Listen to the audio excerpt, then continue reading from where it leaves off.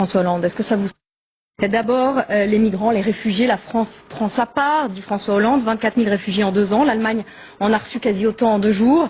Est-ce que ça semble être une réponse pertinente de François Hollande? Est-ce que ça vous semble être une réponse pertinente? Non, c'est pas une réponse pertinente. D'abord, il faudrait que les présidents de la République fassent un mandat de 7 ans et ne soient pas renouvelables. Ça dispenserait de travailler à sa réélection, et on ne sait pas avec François Hollande ce qui relève de la politique politicienne, la remontée dans les sondages, la perspective de la réélection, et puis la politique véritablement au sens noble du terme.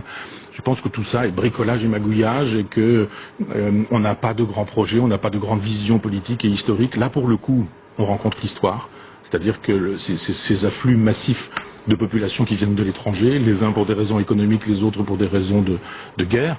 Et tout ça suppose que nous rencontrions effectivement l'histoire en face, et là, d'un seul coup, on a des conseillers en communication qui sont en train de voir ce qu'on peut dire ou faire pour regrimper dans les sondages et éventuellement se servir de la guerre. Moi, je suis pacifiste. On n'est pas nombreux à l'être, vraiment. Pacifiste.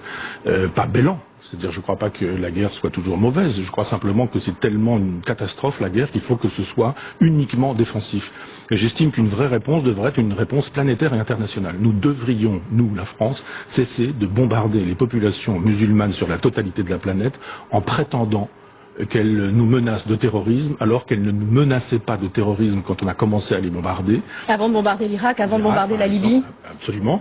Et que c'est parce que nous les avons bombardés, sous prétexte qu'il y avait du terrorisme, qu'il n'y en avait pas. Est-ce que vous imaginez qu'un Irakien voulait poser des bombes dans le métro parisien dans les années 90? Saddam Hussein finançait même les campagnes d'un président de la République. Donc ça se passait bien, l'Irak et la France. Pourquoi en est-on arrivé là? Parce que derrière les Américains, nous n'avons pas été capables, nous les Français, d'avoir une politique de résistance aux États-Unis.